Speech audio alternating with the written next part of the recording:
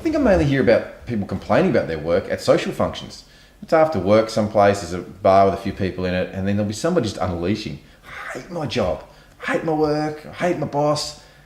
And they're really unleashing. And if I take note of what company it is, usually what will happen is I'll put the situation in one of two categories. Either one, this is a terrible company that has broken the spirit of a good person. Or two, this person has got a very poor attitude, but they still must be working in a company that allows that.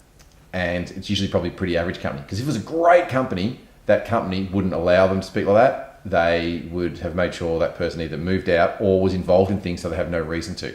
So usually it's either a good person in a pretty bad environment or it's a pretty ordinary person with a bad attitude in a bloody terrible environment. Now, when I hear that, it brands the company. There's no question that I start to create, like anyone has opinions on that. In contrast to a woman I met a few months ago at a function, and she had just started working for Johnson & Johnson. Now, I've got no association with Johnson & Johnson. I've learned a bit about their company, but she was raving about how good the systems were and structures and the development programs and support networks and the mentoring. Raving, so much so it's really stuck with me. Now, both employees are getting paid a salary. One is getting paid to passionately work and love their job and to voice how good that company is, so much so that I actually go and put it on the internet like in this interview, while the other is also getting paid a wage to dramatically underperform, to hate their job, to vent about it, but then to continue on there. Not only that, this person will be a cancer in the organization. They will be slowly poisoning weak minds in the organization, whether it be a good company or it be a really poor organization. They'll still poison the weak minds until it just bleeds out and everybody starts to inherit this or take on board this poor attitude. So you've got to look at that from a business point of view.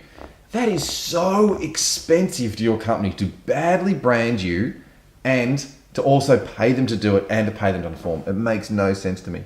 So if you don't like your job, don't go to the bar and just vent about it. Like if you're listening to this, don't go to the bar and vent. You need to move jobs. You need to take some sort of proactive approach.